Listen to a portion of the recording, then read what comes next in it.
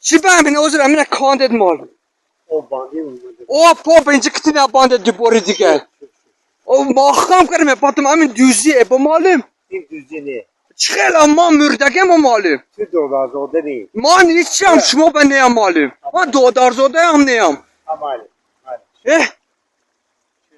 نیرو هامش گمساز پتو شما برسایده که حرمتی نونه کن بر اومدم چی به هم میخوال میکنید کی نکارم من کودکوی قسامتیونم از کم شما بده که دینجانده نه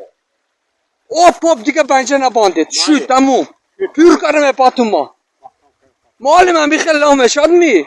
من کدام از میشن هیچی هم نمیشن من به یاکته همه کمای منانده من همین دوزیه با مالیم این دوزی نه چخیل دوزی نه من پرش ما خونه مانده بدم بیوم کان ساکت بله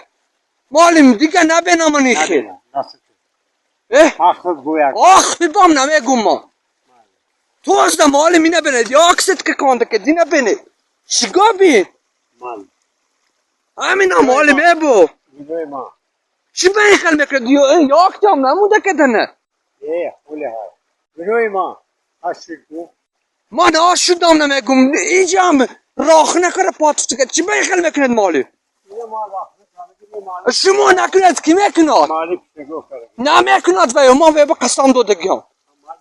ما با کتام چی به این نکانسکن مالی کانده که دامشه چی به این خیل میکنید ما چیزا حرمتی حرمت نکرد همین کار میکرد مالی ما پگاه پاد به دست همو میرون دندار کار نمان به داستم تونم کشاک نمیشار مالی دوباره دیگه نبینم این کلیختونه همین کار با مالیم گیم کنید این افتونم همین دوزی با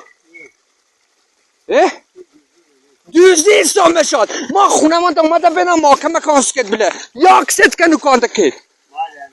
شارمی حیات نمالیم این جانده آب نبانده دوباره دیگه اینجا کتی یاری دیگه آب بانده زده مایده تو میکنم